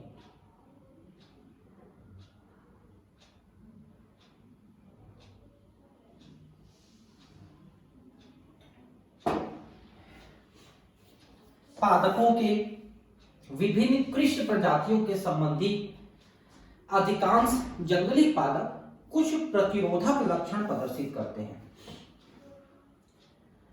तो मैंने कई बार इस चीज को बताया कि जो जंगली प्रजाति है उसमें रोग प्रतिरोधक क्षमता अधिक होती है, परंतु उनका उत्पादन कम होता है। अतः उच्च उत्पादन प्रदान करने वाली कृषि किस्मों से प्रतिरोधक जीनों को मिलाने की आवश्यकता है। वही बात मैं शुरू से बता रहा हूं। भिंडी एबेलमोस्कस एस्कुलेंटस में पीत मोजेक वायरस के प्रति प्रतिरोधकता इसकी जंगली प्रजाति से स्थानांतरित किया गया था। येलो मोजेक वायरस के प्रति प्रतिरोधकता जंगल से फसली पौधों में लाया गया, जिसके परिणाम स्वरूप एबेलमोस्कस एस्कुलेंटस की एक नई किस्म परभणी क्रांति उत्पन्न हुई। तो परभणी क्रांति जो भिंडी है उसमें येलो मोजेक वायरस अटैक नहीं कर पाता है। उपर्युक्त सभी उदाहरण में प्रतिरोधक जीव के स्रोत शामिल हैं। यह जीव उसी फसल की प्रजाति अथवा संबंधी जंगली प्रजाति के होते हैं जिन्हें रोग प्रतिरोधकता के लिए प्रजनन करना पड़ता है, मतलब जंगली प्रजाति से प्रजनन करना पड़ता है। प्रतिरोधक जीवों का स्थानांतरण लक्ष्य तथा स्रोत पादप के मध्य लैंगिक संकरण करने के पश्चात चयन द्वारा संपन्न किया जाता है। तो सीधा सा मतलब यह है कि पहले पादपों का चयन करना पड़ेगा, फिर उनका संकरण कराना पड़ेगा। आप किसी भी पादप को लाके संकरित करा देंगे तो आपको वांछनीय गुण नहीं मिलेंगे। आपको पहले चयन करना पड़ेगा कौन आपके लिए उपयोगी है। पीड़कों यानी नाशी कीट के प्रति प्रतिरोधकता के विकास के लिए पादप प्रजनन। देखिए होता क्या है कि हम कीटनाशी, शाकनाशी ये सब दवाओं का हम प्रयोग करते हैं, लेकिन होता यह है कि इससे हमारी जो फसली पौधे हैं उनमें भी दुष्प्रभाव पड़ता है। उनके उत्पादन क्षमता में कमी आ जाती है या वो भी नष्ट हो जाते हैं। तो हम कुछ ऐसी किस्मों का विकास करने का प्रयास कर रहे हैं जिनमें इनके प्रति प्रतिरोधकता हो, मतलब जो हम कीटनाशी शाकनाशी प्रयोग करते हैं उससे हमारी फसल वाले पौधे नष्ट ना हो, बाकी सब नष्ट हो जाए। तो ऐसे किस्मों का भी विकास हमको करना है। शस्य पादप यानी जो कृषि में उपयोगी जो पादप हैं तथा शस्य उत्पादों के बड़े पैमाने पर विनाश का अन्य प्रमुख कारण कीट तथा पीड़कों का ग्रसन है। देखिए एक और चीज जो यहां पर लिखना चाहता है कि हम कीटनाशी का प्रयोग करते हैं तो उसमें खर्चे ज्यादा होते हैं, तो क्यों ना हम ऐसी किस्मों का विकास करें जो इन कीटों के प्रति स्वयं प्रतिरोधी हो, मतलब कीट इनको प्रभावित ना कर सके, इनको ना खा सके। ऐसे किस्मों का विकास यहां पर जो बात करेगा, ठीक है। पोषी पादप फसलों में कीट प्रतिरोधकता आकारिकी, जैव रसायन अथवा शरीर क्रियात्मक अभिलक्षणों के कारण से होती है। तो ऐसे कीट जो इन पे आक्रमण करते हैं उनसे अगर ये बचे रहते हैं तो निश्चित है कि पादप में कुछ विशेष गुण होंगे जो इनको बचा के रखते हैं। कैसे? तो उनकी आकारिकी मतलब उनकी बाहरी संरचना में कुछ विशेषता होगी, जैव रसायन मतलब उनके अंदर कुछ केमिकल ऐसे होंगे, या फिर शरीर क्रियात्मक मतलब उनके अंदर की जो फिजियोलॉजी है वो कुछ ऐसे होंगे जिसके कारण से कीट इन पे आक्रमण नहीं कर पाते हैं। जैसे कि आप एक पौधा जानते हैं जिसको हम आक कहते हैं, आक कैलाट्रोपिस प्रोसेरा मदार। उसके पत्ती को तोड़ोगे, उसके जो फूल है उसको तोड़ोगे तो मिल्क निकलता है, वो बहुत जहरीला होता है। तो वो एक प्रकार का ऐसा केमिकल है जिसके कारण से ना तो कीट उस पर आक्रमण करते हैं और ना तो उसको पशु पक्षी खाते हैं, तो पौधा बढ़िया से बचा रहता है।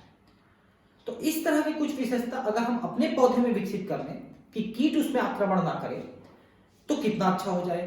तो ऐसा ही एक विकास किया गया बीटी कॉटन। बीटी कॉटन इसको आप समझिए जरा ध्यान से। बीटी का मतलब एक बैक्टीरिया का नाम है, बैसिलस थुरिनजिएंसिस, ये बैक्टीरिया का नाम है, बैसिलस थुरिनजिएंसिस। ये बैक्टीरिया क्या करता है, एक विषैले पदार्थ को उत्पन्न करता है जिसको हम क्राई प्रोटीन कहते हैं। ऐसे क्राई प्रोटीन नामक विषैले पदार्थ को उत्पन्न करता है बैसिलस थुरिनजिएंसिस जीवाणु। तो हम क्या करते हैं, जीवाणु के उस जीन को निकाल लेते हैं जो इस जहर को पैदा कर सकता है।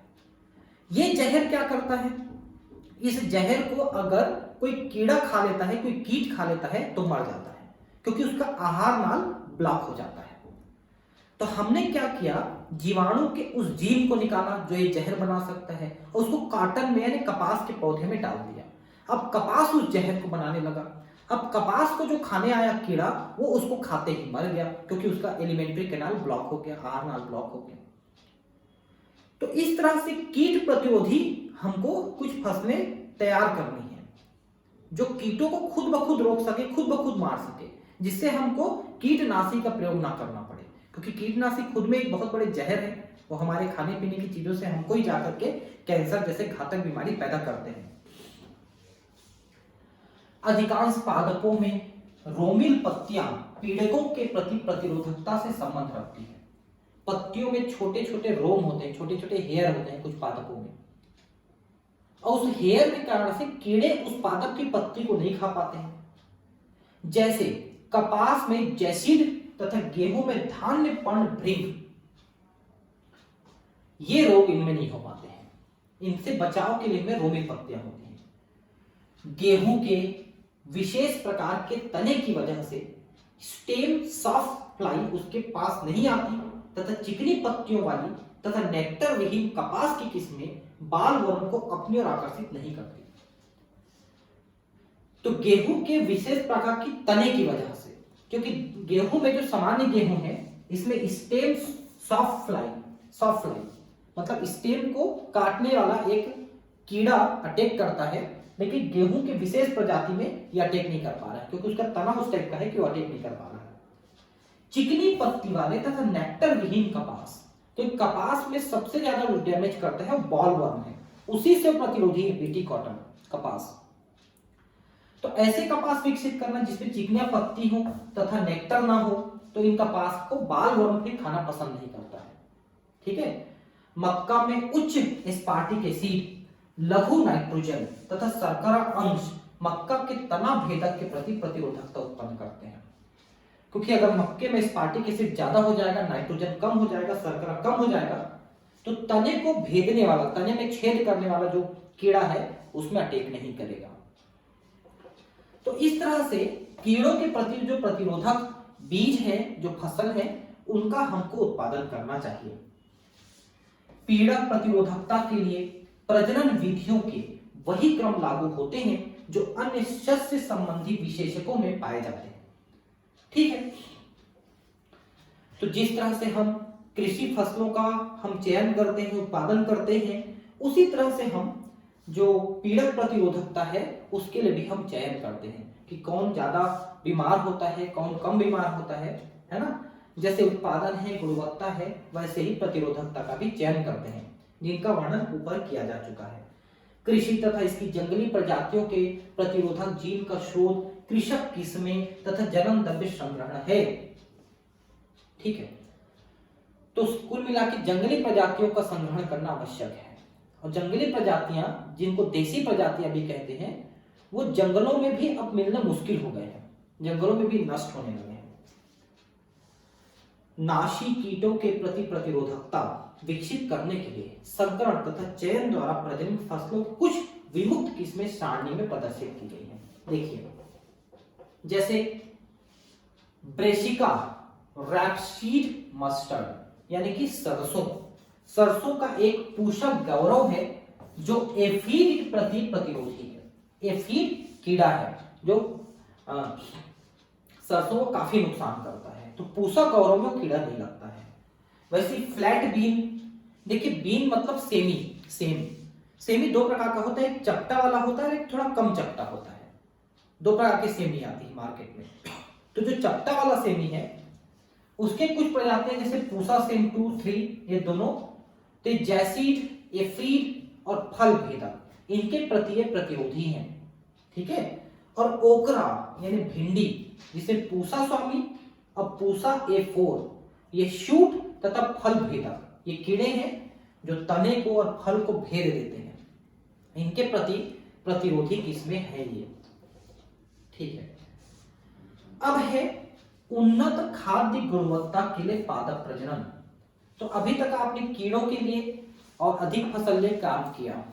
अब हम कुछ काम करते हैं ऐसा कि जो हमको फसल मिलती है, जो बीज हमको मिलते हैं, उसमें अधिक जो है अधिक गुण हो, जैसे विटामिन अधिक हो या मिनरल अधिक हो या कार्बोहाइड्रेट प्रोटीन अधिक हो, ऐसी किस्मों का विकास करना हमारे लिए अधिक उपयोगी होगा। विश्व में लगभग 840 मिलियन से अधिक लोगों को उनकी रोजाना की खाद्य तथा पोषण संबंधी आवश्यकताओं की पूर्ति के लिए पर्याप्त आहार प्राप्त नहीं होता है। 1 मिलियन में होता है 10 लाख, तो 8400 लाख यानी 84 करोड़ लोगों को,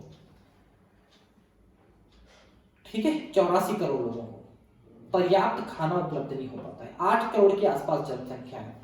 ये पुराना डेटा है, जब पूरे विश्व की जनसंख्या 5-6 करोड़ के आसपास, 5-6 अरब के आसपास थी, तब का डेटा है ये। आज 8 अरब की जनसंख्या है, मतलब ये संख्या अब और ज्यादा हो गई है, 2 अरब के आसपास। ठीक है, इस संख्या से कहीं अधिक लोग 3 बिलियन सूक्ष्म पोषकों, प्रोटीन तथा विटामिन अपर्याप्तता तथा छिपी भूख के शिकार हैं, क्योंकि ये लोग फल, सब्जियां, लेग्यूम, फलियां, मछली तथा मीट आदि को पर्याप्त मात्रा में नहीं खरीद सकते। तो क्या लिखा है, 3 बिलियन मतलब 3 अरब लोग ऐसे हैं जिनको भोजन तो पर्याप्त मिलता है, खाने के लिए पेट भर जाता है, लेकिन उसमें विटामिन है, मिनरल है, सूक्ष्म मात्रिक तत्व हैं, मांस, मच्छी, अंडे हैं, है ना, दालें हैं, ये पर्याप्त मात्रा में नहीं मिल पाती हैं, जिससे उनके शरीर में इन चीजों की कमी रहती है। भले ही पेट भर के खाना मिलता हो, ये अलग बात है। भोजन जिसमें आवश्यक सूक्ष्म पोषक, विशेषकर विटामिन ए, आयोडीन, जिंक का अभाव होता है, उससे रोग उत्पन्न होने का जोखिम बढ़ जाता है। परिणाम स्वरूप जीवन काल तथा मानसिक सामर्थ्य घट जाती है। तो अगर आपको पर्याप्त सूक्ष्म मात्रिक तत्व नहीं मिलते हैं, सूक्ष्म पोषक तत्व नहीं मिलते हैं, तो आप जल्दी बीमार पड़ेंगे और जल्दी मौत हो सकती है।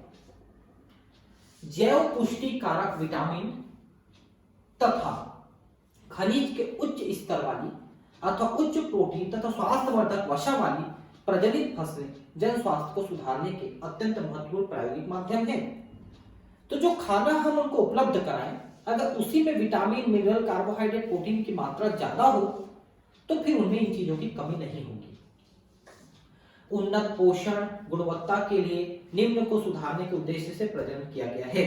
क्या क्या को बढ़ा सकते हैं, प्रोटीन, तेल, विटामिन और सूक्ष्म पोषक यानी कि खनिज वगैरह, इनको बढ़ाने का हमारा उद्देश्य है, जिससे हम अधिक अच्छे खाद्य वाले उनको भोजन उपलब्ध करा सके।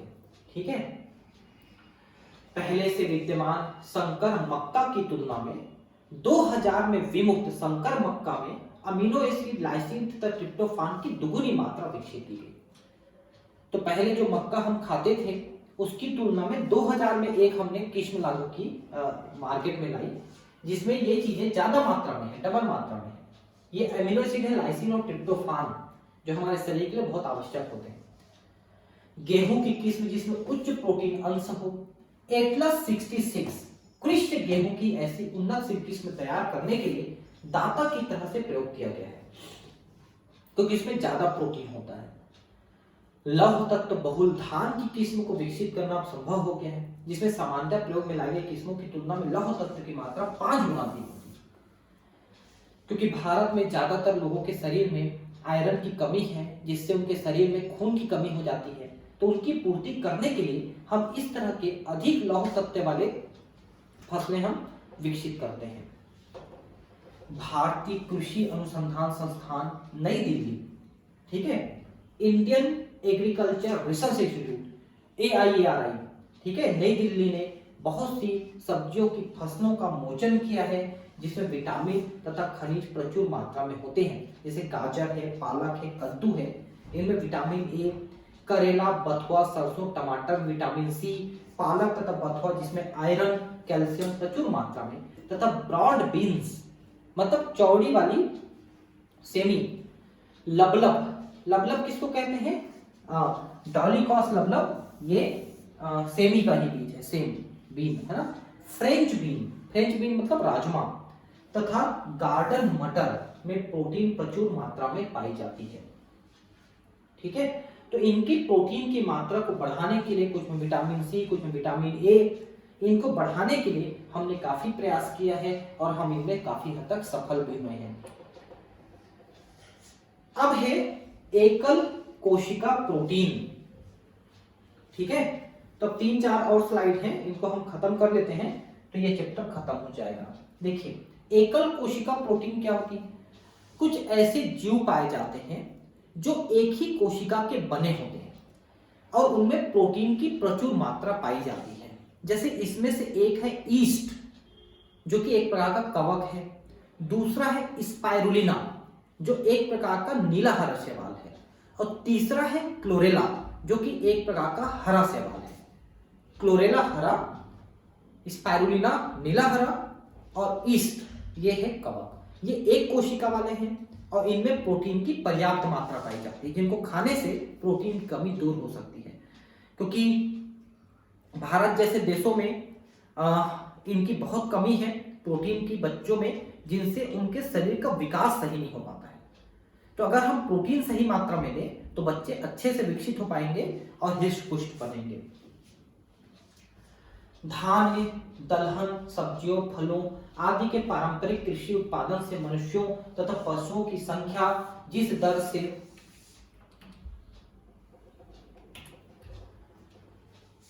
से बढ़ रही है, आहार संबंधी उनकी मांग पूरी नहीं हो पाती। ठीक है, तो देश की जनसंख्या, पूरे विश्व की जनसंख्या जितनी बढ़ी है उतना हम उत्पादन नहीं बढ़ा पा रहे हैं। अनाज से मांसाहार की ओर झुकने से भी धान्यों की मांग बढ़ गई है, क्योंकि पशुओं के फार्मिंग के दौरान 1 किलोग्राम मांस उत्पादन के लिए 3 से 10 किलोग्राम धान्य की आवश्यकता है। आप समझ पाए? अगर आप मांस खाना चाहते हैं तो 1 किलो मांस बनाने के लिए, मतलब पशु को 3 किलो से 10 किलो तक अनाज हमको खिलाना पड़ता है, तो उनके शरीर में 1 किलो मांस बढ़ता है। और इस धान में अगर प्रोटीन है तो, अगर प्रोटीन नहीं है तो नहीं बढ़ पाएगा इतना भी, और ज्यादा लगेगा। 25% से भी अधिक मानव की जनसंख्या भूख तथा कुपोषण का शिकार है।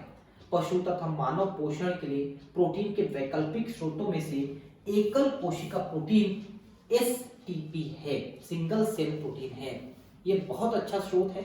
ईस्ट है, स्पारुलिना है, क्लोरेला है, ये बहुत अच्छे पोषक पदार्थ हैं। इनको अगर खाने में शामिल किया जाए तो प्रोटीन की अच्छी सप्लाई हो सकती है। सूक्ष्म जीवों का प्रोटीन के अच्छे स्रोत के रूप में बड़े पैमाने पर उत्पादन किया जा रहा है। वास्तव में अधिकांश लोगों द्वारा मशरूम भोजन के रूप में खाए जाने लगे हैं।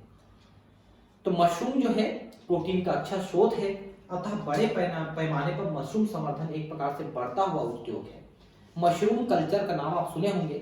अगर आपके पास एक छोटा सा हॉल टाइप का है तो उसमें भी आप मशरूम का उत्पादन कर अच्छे पैसे कमा सकते हैं, जिससे अब विश्वास होने लगा है कि सूक्ष्म जीव भी आहार के रूप में स्वीकार्य हो जाएंगे।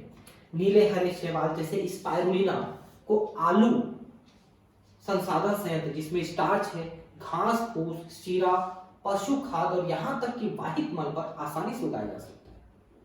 तो जितने बेकार चीजें बचे हुए हैं, आलू संसाधन संयंत्र, आलू से जो चिप्स बनाते हैं उनमें उनको धोने के बाद जो निकलता है पानी, उसमें स्टार्च पर्याप्त होता है। वहां पर आप स्पाइरुलिना है ना ग्रो कर सकते हो। घास फूस जहां पर ज्यादा होते हैं वहां पर शीरा, शीरा क्या होता है? जो गन्ने से जो हम वो बनाते हैं, शक्कर बनाते हैं, तो उसमें जो बचा हुआ शीरा है जिसमें काफी मात्रा में शर्करा होती है। पशु खाद मतलब गोबर खाद वगैरह, उसमें भी आप स्पाइरुलिना को, और वाहित मल है ना, वाहित मल पदार्थ में भी आप इसको उगा सकते हो, जिससे बड़ी मात्रा में प्राप्त हो सके। स्पाइरुलिना में प्रोटीन, खनिज, वसा, कार्बोहाइड्रेट, विटामिन की प्रचुर मात्रा है। संयोग से इसका उपयोग वातावरणीय प्रदूषण को भी कम करने में किया जाता है। जीवाणुओं की कुछ प्रजातियां जैसे मिथाइलोफिलस, मिथाइलोट्रोपस, इनकी वृद्धि तथा बायोमास उत्पादन की उच्च दर से संभावित 25 टन तक प्रोटीन उत्पादन कर सकते हैं। ठीक है, तो प्रोटीन की मात्रा इन जीवाणुओं से भी हम प्राप्त कर सकते हैं। ऊतक संवर्धन क्या है? जिसको हम टिश्यू कल्चर कहते हैं। इसमें हम ज्यादातर पौधों के लिए इसका हम प्रयोग करते हैं। तो पौधों के जो विभाजनशील कोशिकाएं हैं, जिसको हम मेरिस्मेटिक कोशिकाएं कहते हैं, उनको निकाल लेते हैं पौधों से, और कुछ कुछ कोशिकाओं को एक एक संवर्धन माध्यम में रखते हैं और उनमें हम उन कोशिकाओं को विभाजन करने देते हैं। तो कोशिकाएं विभाजन करके पहले कोशिकाओं का समूह बनाते हैं, ऊतक बनाते हैं, फिर वहां पर जो है वो ऊतक से कैलस बनता है, फिर कैलस से एम्ब्रियोइड बनता है, प्लांटलेट बनता है, फिर प्लांट बन जाता है। मतलब धीरे धीरे उस एक कोशिका से एक पादप बन जाता है। तो उसे हम ऊतक संवर्धन या टिश्यू कल्चर कहते हैं। तो कम समय में हम अधिक से अधिक पादपों को इससे तैयार कर सकते हैं, जिनके गुण जो हैं बिल्कुल वैसे ही होते हैं जो उसके मदर प्लांट में रहता है, जिससे हम उस ऊतक को निकाले हुए हैं। पर्याप्त एवं उन्नत किस्म की फसलें प्रदान करने वाले दक्ष तंत्र द्वारा भोजन की बढ़ती हुई मांग को पूरा करने के लिए हमारी पारंपरिक प्रजनन तकनीकें जब असफल हुई, तब एक अन्य प्रौद्योगिकी का जन्म हुआ जिसे ऊतक संवर्धन कहते हैं। क्योंकि पारंपरिक तकनीक से अगर आप फसल पैदा करोगे तो उसमें ज्यादा समय लगता है पौधों को बनाने के लिए। ऊतक संवर्धन का क्या अर्थ है? 1950 के दौरान वैज्ञानिकों ने जान लिया कि एक पूर्ण पादप कर्तोतकी से पुनर्जनित किया जा सकता है। कर्तोतकी ये क्या है? ये उसका छोटा सा हिस्सा है जिसमें विभाजनशील कोशिकाओं का समूह होता है पादप का। जैसे पादप को कोई भाग ले लीजिए, उसे विशिष्ट पोषक मीडिया तथा रोगाणु की स्थिति में एक टेस्ट ट्यूब में उगने दिया जाए। किसी कोशिका कर्तोतकी से पूर्ण पादप में जनित होने की क्षमता पूर्ण शक्तता कहलाती है। ठीक है, तो ऐसा एक्सप्लांट कहते हैं। कर्तोतकी को इंग्लिश में एक्सप्लांट कहते हैं, मतलब पादप से काट के निकाला गया हिस्सा जिसमें विभाजन की क्षमता होती है पादप में, उस कोशिका में। ठीक है, तो उससे पूरा पादप बना सकते हैं। इसको टोटिपोटेंसी यानी पूर्ण शक्तता कहते हैं कि एक कोशिका से या कुछ कोशिका से पूरा पादप बन जाना। उच्च वर्ग के प्राणियों में आप इसे किस प्रकार निष्पादित करेंगे? उच्च वर्ग के प्राणियों में जैसे हम लोगों में भी कुछ स्टेम सेल्स होते हैं, अगर हम उनको निकाल लें तो उससे उनकी क्लोनिंग की जा सकती है, जिसपे अभी काफी ज्यादा काम चल रहा है ना। इसके बारे में जब आप बड़ी कक्षा में जाएंगे तो ज्ञान प्राप्त करेंगे। इस बात पर यहाँ बल देने की आवश्यकता है कि पोषक माध्यम कार्बन स्रोत जैसे सुक्रोज तथा अकार्बनिक लवण, विटामिन, अमीनो अम्ल तथा वृद्धि नियंत्रण जैसे ऑक्सीजन, साइटोकिनिन आदि प्रदान करें। जिस माध्यम में हम टिश्यू कल्चर करते हैं उसमें हम सभी पोषक तत्वों को शामिल करें जिससे वो उसमें आसानी से वृद्धि कर सके। साथ में ऑक्सीन, साइटोकाइनिन, जिबरेलिन, विशेषकर ऑक्सीन और साइटोकाइनिन नामक पादप हार्मोन का प्रयोग हम इसमें करते हैं। इन विधियों के प्रयोग द्वारा अत्यंत ही अल्प अवधि में हजारों पादपों का प्रवर्धन संभव हो सका। तो कम समय में हम हजारों पादप बना सकते हैं टिश्यू कल्चर प्लांट द्वारा।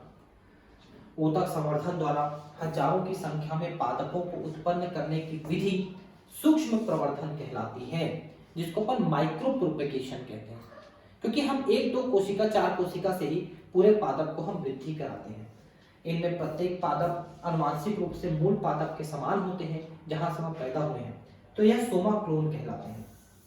क्लोन है सोमा क्लोन, मतलब शरीर से बने हुए क्लोन। अधिकांश महत्वपूर्ण खाद्य पादपों जैसे टमाटर, केला, सेब आदि का बड़े पैमाने पर उत्पादन इस विधि द्वारा किया गया है ना। तो आज भी हम टमाटर, केला, एप्पल को हम क्लोनिंग के द्वारा ही पैदा करते हैं। किसी ऊतक संवर्धन प्रयोगशाला में आप अपने अध्यापक के साथ जाएं ताकि आप इस क्रिया का अवलोकन कर सके तथा समझ सके। तो टिश्यू कल्चर प्लांट तो होते हैं, बड़े शहरों में होते हैं, छोटे शहरों में भी कुछ जगहों पे मिल सकते हैं। अगर आपको देखने का मौका मिले तो आप जा सकते हैं। इस विधि का अन्य महत्वपूर्ण उपयोग रोगग्रसित पादपों से स्वस्थ पादपों में पुनर्लाभ है। देखिए, जिस पादप से हम मेरिस्टेमेटिक कोशिका निकालते हैं, अगर वो पादप बीमार भी है ना, तब भी मेरिस्टेमेटिक कोशिकाएं जो विभाजनशील कोशिकाएं हैं वो बीमार नहीं रहती है। अगर उनको निकाल के आप नया पादप बनाते हैं तो उनमें रोग नहीं आते हैं, विशेषकर विषाणु जनित रोग तो नहीं आते हैं, क्योंकि विषाणु जो है विभाज्योतक में मेरिस्टेमेटिक सेल में वृद्धि नहीं कर पाता है। यदि पादप विषाणु से संक्रमित है तब भी विभाज्योतक शीर्ष तथा कक्षी विषाणु से अप्रभावित रहता है। अतः विभाज्योतक यानी मेरिस्टेम को अलग कर उसे विट्रो में उगाया जाता है ताकि विषाणु मुक्त पादप तैयार हो सके। उसे विट्रो, एक्चुअली ये विट्रो जो है, विट्रो का मतलब होता है, देखिए, इन विट्रो और एक्स विट्रो या इन विवो, एक्स सिटू ऐसा कहते हैं। इन विवो या इन विट्रो का मतलब प्राकृतिक जगह पे, और एक्स सिटू का मतलब बाहरी जगत पे। मतलब जैसे पादप है वहां से हमने निकाल के दूसरे जगह पे ग्रो कराया तो वो एक्स हुआ। ठीक है, तो वहां पर हम विकसित करा रहे हैं। वैज्ञानिकों को केला, गन्ना, आलू आदि समर्थित विभाज्योतक तैयार करने में काफी सफलता मिली है और इनसे हम काफी बड़ी संख्या में कम समय में पादप तैयार करके किसानों को उपलब्ध करा देते हैं। यहां तक कि वैज्ञानिकों ने पादपों से एकल कोशिकाएं अलग की हैं तथा उनकी कोशिका भित्ति का पाचन हो जाने से प्लाज्मा झिल्ली द्वारा घिरा नग्न प्रोटोप्लाज्म पृथक किया जा सका है। देखिए, हम अगर कोशिका भित्ति को हटा दें तो कोशिका झिल्ली से घिरी हुई पादप कोशिका आपको मिल जाएगी। फिर आप उसको आप किसी एक्सपेरिमेंट में प्रयोग करेंगे तो ज्यादा आसानी से प्रयोग कर सकते हैं। प्रत्येक किस्म में वांछनीय लक्षण विद्यमान होते हैं। पादपों की दो विभिन्न किस्मों से अलग किया गया प्रोटोप्लास्ट युग्मित होकर संकर प्रोटोप्लाज्म उत्पन्न करते हैं, जो आगे चलकर नए पादप को जन्म देते हैं। तो दो पादप अलग अलग किस्म के हैं, उनकी कोशिकाओं को निकाले, कोशिका भित्ति को हटाए, फिर उनके कोशिकाओं को संलयित कर दिए। पॉलीएथिलीन ग्लाइकॉल नाम के केमिकल के माध्यम से उनको संलयित कर देते हैं। तो फिर एक नई कोशिका जो पैदा होगी उसमें दोनों के गुण रहेंगे। यह संकर कायिक संकर, जबकि यह प्रक्रम कायिक संकरण कहलाता है। ठीक है, तो कायिक संकरण में ज्यादातर हम उनके केंद्रकों का संलयन नहीं कराते, हम सिर्फ उनके कोशिका द्रव्य का संलयन कराते हैं, जिससे माइटोकॉन्ड्रिया क्लोरोप्लास्ट के जीन ही आपस में मिल सके। ऐसी स्थिति की कल्पना करो जब टमाटर का प्रोटोप्लास्ट आलू के प्रोटोप्लास्ट में से युग्मित होता है तथा वृद्धि करने के बाद इससे नए संकर पादप का जन्म होता है। टमाटर आलू के अभिलक्षण संयुक्त रूप से उसमें विद्यमान होते हैं, जिसको पोमेटो कहते हैं। आपको पता है पोमेटो एक ऐसा पादप बनाया गया है जिसके जड़ में तो आलू और ऊपर तने में टमाटर पैदा होता है। बताइए, तो उसको पोमेटो कहते हैं। परंतु दुर्भाग्यवश इस पादप में व्यावसायिक उपयोग के लिए वांछित समुच्चय अभिलक्षणों का अभाव था, अच्छी फसल नहीं दे पाई है, इसलिए इसका प्रयोग हम लोग आजकल नहीं करते हैं। ठीक है दोस्त, तो ये खत्म हो गया चैप्टर भी, और हम 10वें चैप्टर के साथ नेक्स्ट टॉपिक लेकर के हाजिर होंगे। ठीक है, मिलते हैं फिर अगले क्लास में। Thank you.